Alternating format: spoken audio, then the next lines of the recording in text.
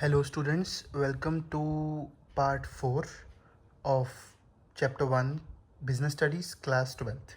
In this video we are going to discuss functions of management. Okay bachcho, so there are 5 functions of management. Okay, please note down there are 5 functions of management, and apart from these 5 functions we have one more function of management, that is coordination. Coordination is the essence of management. Okay, so we have covered meaning, features, objectives and levels of management, and now we are discussing functions of management. If you have any doubt related to my previous videos, you can ask me anytime in the comment section. Okay bachcho, so let's start with the planning. Planning is the first function of management. Okay, as we discussed, management is an art of getting things done through others. It is an art of getting things done through others with the with the goal of achieving the organizational goals in an efficient manner and in an effective manner. Efficient manner means we have to do the task in a right way, and effective manner means we have to do the task keeping in mind cost effective and time effective task. Okay बच्चों, efficient का मतलब है doing the task in right way, and effective का मतलब है cost and time को देखते हुए. So let's start with planning. Planning का क्या मतलब होता है? It means deciding in advance what to do, how to do, when to do and who will do it. Decide करना, काम क्या करना है, कैसे करना है, कब करना है और उसको कौन करेगा. इस हमने गोल सेट करने हैं और हमने डिसाइड करना है best way to achieve that. In planning we will set the goals and we will decide the best way to achieve that goal. मतलब कोई भी काम करने से पहले सोचना is planning. It is thinking before doing. Okay, it provides direction, reduces risk, reduces wastage of resources, helps in decision making, facilitates control. ठीक है, इसका क्या क्या मतलब हुआ? प्लानिंग का मतलब हम समझते हैं प्रोवाइड्स डायरेक्शन. प्रोवाइड्स डायरेक्शन का क्या मतलब हुआ? प्लानिंग इंप्लॉयज़ को बताती है what they should do. Sales team ने टारगेट सेट किया इस साल का, प्लानिंग की थी, प्लानिंग करने के बाद टारगेट सेट किया, ये एक प्लान बनाया उन्होंने. Reduce risk. रिस्क का क्या मतलब हुआ कि planning studies future conditions and reduce the uncertainty.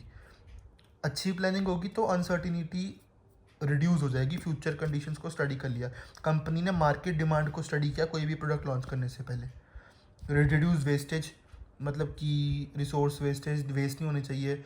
और प्लानिंग की है तो प्लानिंग अगर अच्छी प्लानिंग होगी तो डिसीजन मेकिंग हो जाएगी. Like it will help the managers choose the best alternative. Facilitates control. Planning set standards which help in controlling performance later. We will discuss this point again in controlling. Okay, planning sets standard which help in controlling performance letter.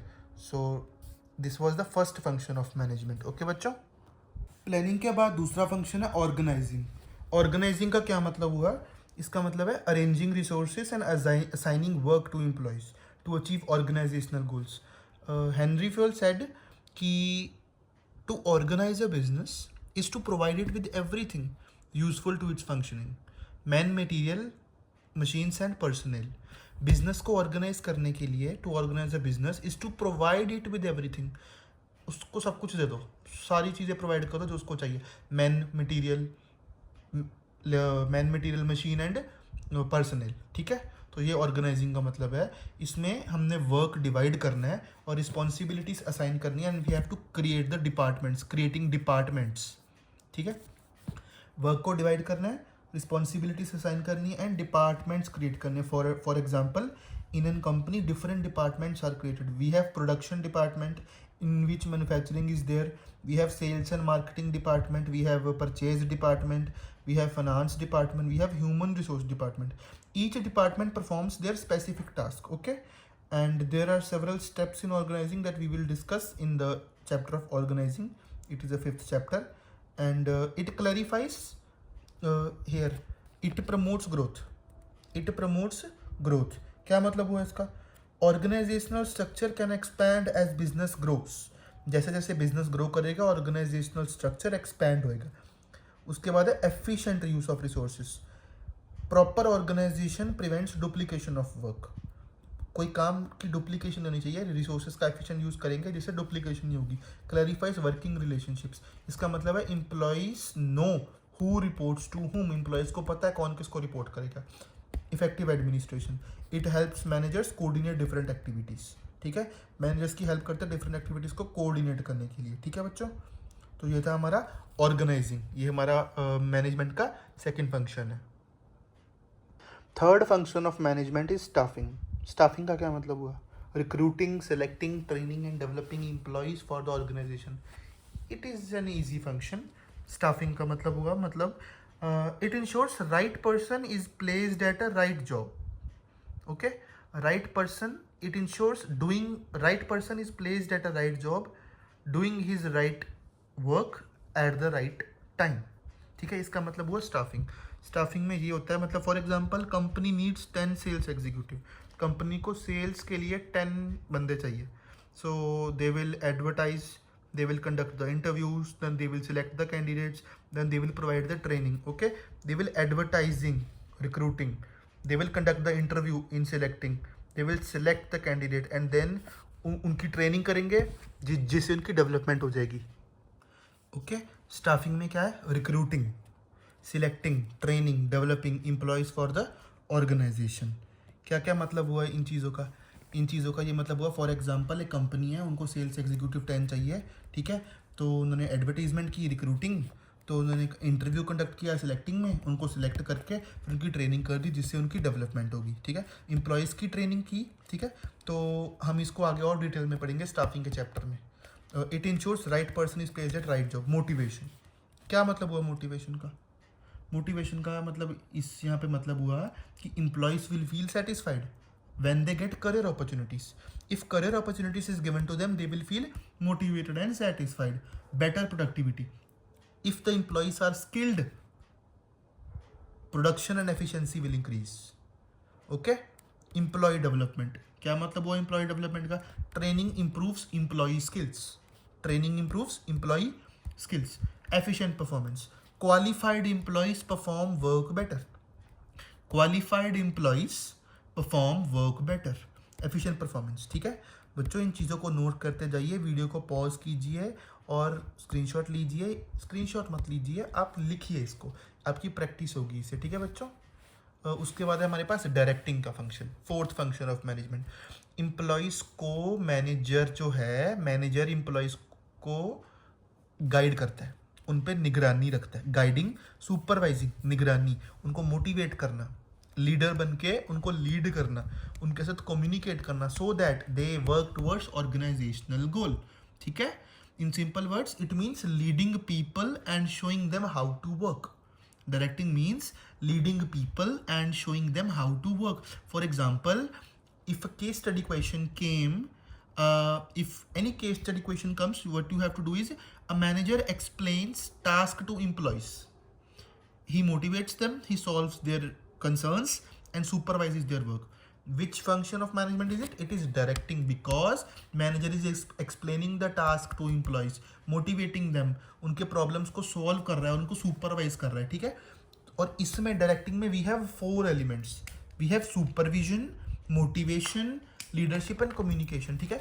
supervision, motivation, leadership and communication, ठीक है।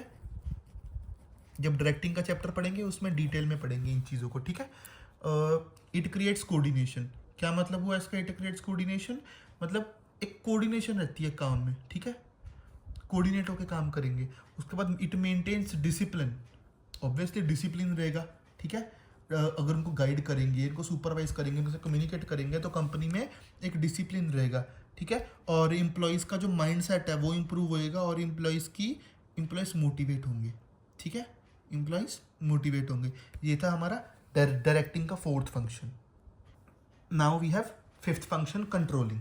Controlling का क्या मतलब होता है?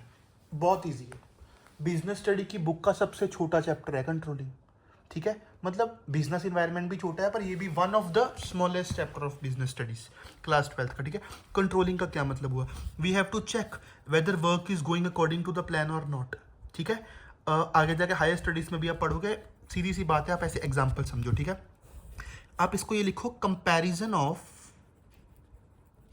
Comparison of actual performance with planned performance,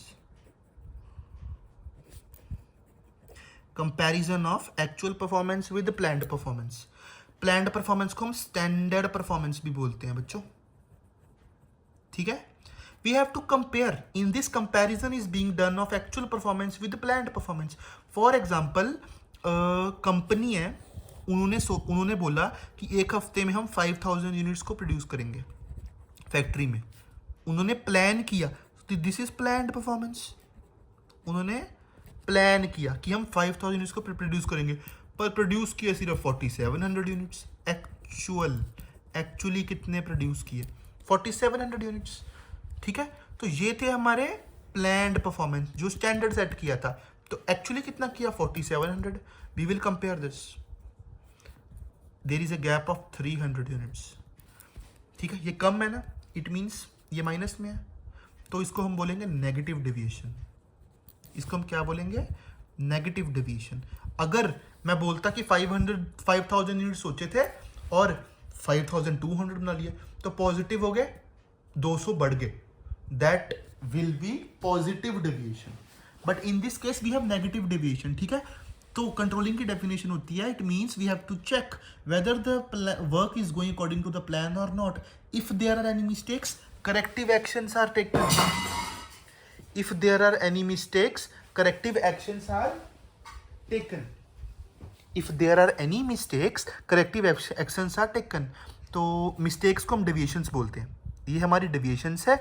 and अगर कोई deviation होगी, कोई mistake होगी, तो हम corrective action लेंगे, ठीक है। अगर कोई भी mistake होगी, हम corrective action लेंगे। तो हम इसकी डेफिनेशन लिख सकते हैं, controlling refers to comparison of actual performance with planned performance to find out the deviations, and if there are any deviations we will solve the deviations through corrective measures, ठीक है। आप लिख सकते हो इस चीज़ को। कंट्रोलिंग बहुत इजी है, ठीक है बच्चों। आपको समझ आया? अगर आपको नहीं समझ आया, आप दोबारा से वीडियो को रिवाइंड करो और उसको समझे। बहुत इजी चीज़ है कि हमने 5000 यूनिट बनाने थे, हमने प्लान सेट कर लिया, पर बनाए हमने 4700, तो 300 यूनिट कम है, ये हमारी मिस्टेक हो गया, लो करेक्टिव एक्शंस, ठीक है। तो ये हमारी कंट्रोलिंग थी, ठीक है। तो कंट्रोलिंग में हमने ये चीज़ देखी। एंड प्लानिंग और कंट्रोलिंग, इनका एक रिलेशनशिप होता है। प्लानिंग एंड कंट्रोलिंग का एक रिलेशनशिप होता है, जिसका ये मतलब होता है कि मैनेजमेंट के जो फंक्शंस होते हैं, these functions work in sequence and continuously, okay. These functions work in sequence and continuously.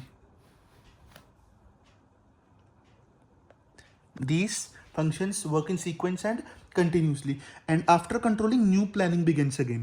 हमने पढ़ा था फर्स्ट वीडियो में फीचर्स ऑफ मैनेजमेंट में, management is continuous process, it is a never ending functions, okay.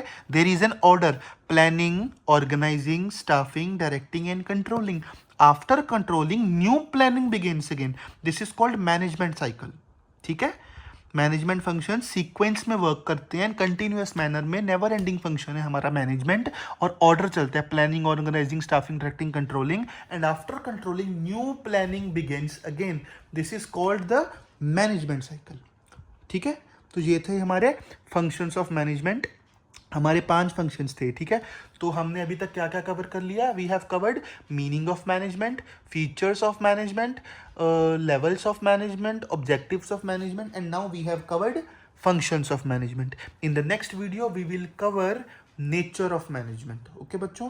Please do like the video, इसको subscribe कीजिए, अपने friends के साथ शेयर कीजिए, और अगर आपको कोई भी डाउट है, you can ask me in the comment section. Okay बच्चों, बाय बाय, थैंक यू।